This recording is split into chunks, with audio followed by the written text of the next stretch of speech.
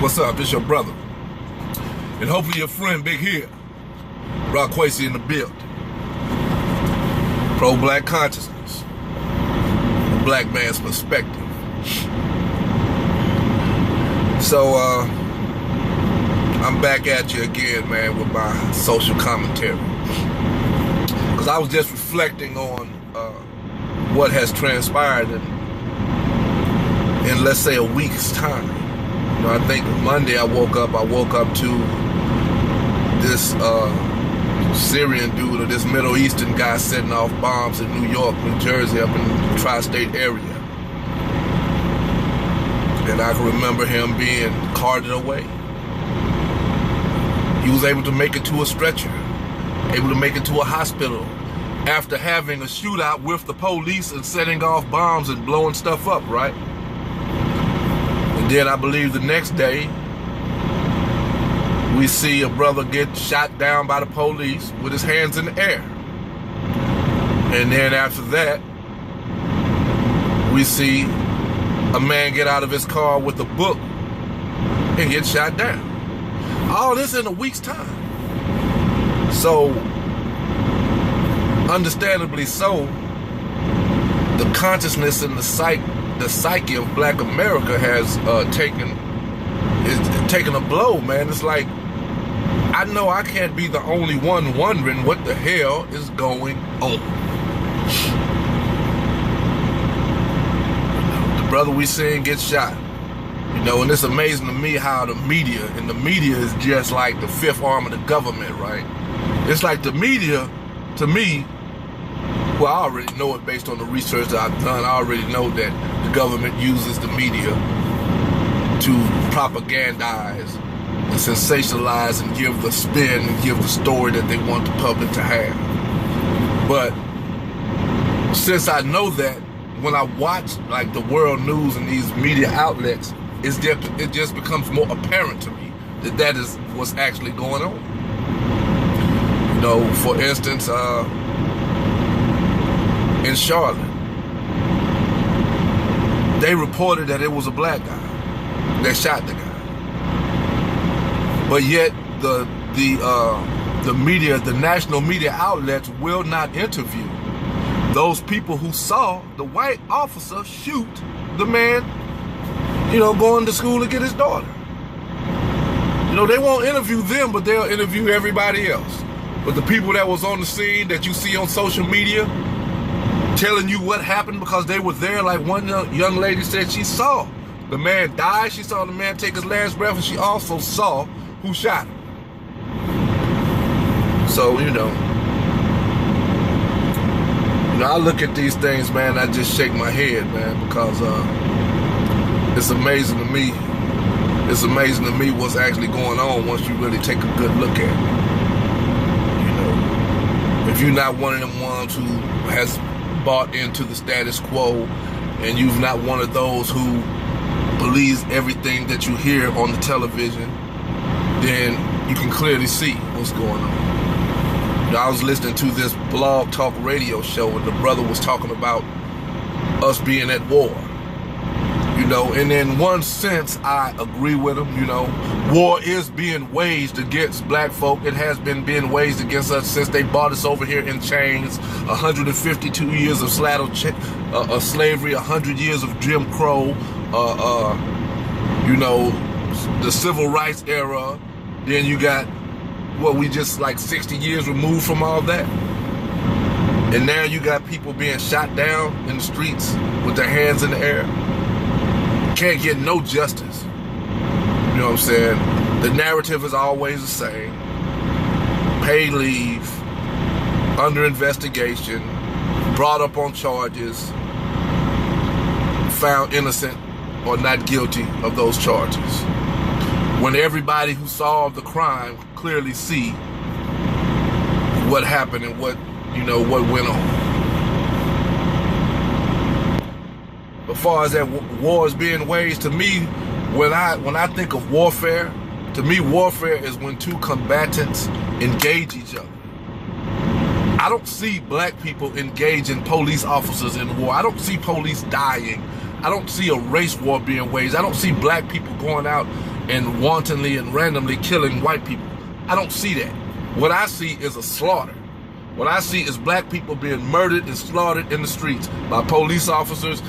Some got hung in Georgia, one got hung in Alabama. Those weren't police officers. Those were just race soldiers who found it necessary to go out and kill some black people. So I don't see a war, a race war being waged. What I see is war being waged against black people. I don't see black people waging war back. I see us just being slaughtered, and then hands up, don't shoot, protest, march, and then going and having a riot. You know what I mean? In one sense, rioting makes sense to me. You know, I've heard people say that don't tear up your own communities. And I heard a brother saying, I have to agree with him, that I have never seen the black community. You know, I see white communities populated by black people. I grew up in all black. Everywhere I looked was black people. But look at who owns the businesses. Look at who controls the politics. Look at who controls the economics in those communities. See, that's what a community is. A community is when the people of that community control the politics and the economics and the institutions related to that community. The schools, the businesses, you know what I'm saying, and things like that. I've never seen that in the black community. What I've seen is black people populating the area and everybody else controls the economics. So I've never really seen a black community. I've seen black neighborhoods, but I've never seen a black community. There's a difference. If you do your research, you understand what a community is like. You go to Chinatown, for example. That's an Asian community because they own the businesses, they control the politics, and they control the economics. And since they own all the business, they have a strong say-so at the Chamber of Commerce and in the various political machinations that make sure that they get what they want done in their communities. That's a community. Same thing up in New York with the Jews. That's a community because they have their own ambulance service. You know what I'm saying? Black folks don't own anything in their community. Barely own the homes that they live in. They miss a couple of payments and the bank coming to get them. Mortgage company coming to get those. So, nah. We live in white communities populated by black people. But anyway, man, my whole point of making this video is to just highlight some things, you know, and just basically comment on it. You know, I've lived in this country for 50 years, right? And this is the first time in my life that I can actually say that I'm concerned about my next encounter with the police. You know what I'm saying? I'm concerned on whether or not they see me as like they saw that brother with his hands up, the big bad black dude. You know what I'm saying? 6'5", 285 pounds. You know, big bad black dude. And they just gonna pull out their gun and shoot me even though I got my hands in the air. Even though I'm trying to comply with their authority in our society. I comply with that. I'm not one of them ones that's gonna go up and get real emotional with the police, start yelling, hooping, hollering, talking about my rights. No, I'm gonna engage him in an intelligent manner and try to make sure that I can leave away from that situation with my life. Just based on what I've been seeing. Like I said, in the last week, we've seen a man bomb shit and go and make it to the hospital. But then on the next day, we see a guy with his hands in the air get shot by police. Then we see a guy who's reportedly going, not a gangster, not a thug, not somebody out here that's a degenerate and a parasite in our communities. This was an actual man trying to be a father to his daughter, picking her up from school. I mean, damn. Reading a book. A man reading a book get blown away by the police. And then they come in with the lies. He had a gun. No gun found. Police chief hurry up and come out and said, wasn't no gun found. Well, no, that was Tulsa. Yeah, in Tulsa they say that he was reaching for something in the car. But yet when you look at the stills of the photos, the blood is up against the window, which indicates that the window was up. You can't reach in a car if the window's up. But that's what the lady got on the TV and told a lie. You know, she go in, the officer, I'm trying to keep it clean, man, because y'all know me. I get vulgar and shit. But this officer, this police officer, Betty, whatever her name is, gonna stand there and say that she had never been so scared in her life. What is it about a man walking away from you with his hands in the air got you scared? What is it about a man? What is it about you and you got 4 or 5 other police officers around you and you got a man walking away from you with his hands in the air? What is so scary about that? Nah, she's just lying. That's just a narrative that she wants to give. I seen on CNN that they have brought her up on charges, have charged her with manslaughter. I'm like, yeah, they always charging them. But yet we haven't seen one conviction. Somebody please tell me which officer have gotten convicted over the last year, 2 or 3, that we've seen these unarmed men, women, and children being murdered and slaughtered in the streets. When have there been a conviction? I can't seem to recall one. Tell you what though, it says a war being waged. I don't think that I'm properly armed. Yeah, I got a few handguns, pistols, you know, blocks and things of the sort. But I think if a war is being waged, I might need to go and get some proper armaments, just in case I have to do my part in this war. Some of y'all might think that's careless talk for Facebook, but I'm just keeping it real. You know what I'm saying? You ain't never gonna see me on Facebook posing with no guns, making threats. But I will tell you this: I'd rather die like a man than live like a coward. You know what I'm saying? And if the push become a shove, and I feel like that there's a possible chance that I might lose my life in a simple traffic stop, a brother just got to do what a brother got to do. I mean, there's decisions that have to be made that you have to live and die by. You know what I'm saying? And I guess that's just where they got us at right now. You know, you can just fall back, sing Kumbaya, look at the world through your rose-colored lens and say, nah, things are not that bad. Those people deserve that. It's not that bad. But, you know, if you take those lenses off or clean them off and look a little closer, you might see a truth that you really don't want to look at. Anyway, for my religious brothers and sisters, stay prayed up. You know what I'm saying? Stay prayed up. Pray to your deities and your gods or what have you.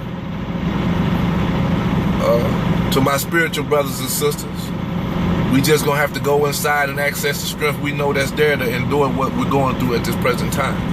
Call on the spirits of our ancestors for the guidance, those into African-centered spirituality and those with an African worldview like myself. You know what I'm saying? We have a way that we see divinity, which is not a Roman Catholic Christian way.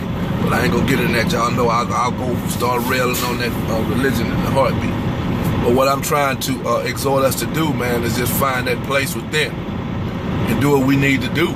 Because I know the collective conscience of Black America has been damaged by what we've seen.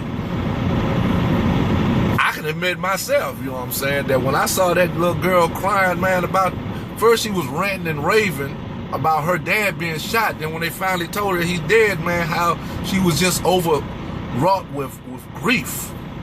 Just to know, man, that child getting out of school used to come and seeing her daddy, and she come out and see her daddy get shot down by the police, man. That brought tears in my eyes, man. That hurt my feelings. You know, that hurt my feelings like when I saw that brother up in Minnesota get shot and have to die right there on camera. When I seen that brother down in Baton Rouge get shot point blank range in the chest by the police. You know what I'm saying? But yet, I look on social media today and see a damn Caucasian dude at police with an axe, and he gets arrested. I see a bomber blowing up shit, having a shootout with the police, and he gets arrested, makes it to a gurney and to a hospital. But yet a man can't even go pick up his daughter from school without being blown away by the police.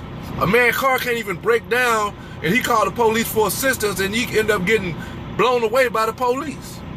with his hands in the air. Another man laying on the ground tell the police, yo, this is a disabled kid, that's a fire truck, it's not a gun, and he gets shot. Then when he asked the police, why you shooting, the police say, I don't know.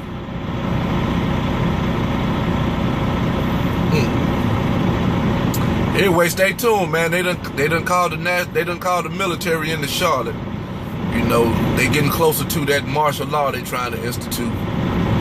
You know, coming to a town near you. You know, people say, oh, you're a conspiracy theorist. I think you probably need to do some research and some reading to find out what that top 1% been doing since centuries ago. And it's all being culminated in what we're seeing going on in our society today. Man, y'all do what you can to keep your spirits up, man. And peace. I'll be back at you. I'm out.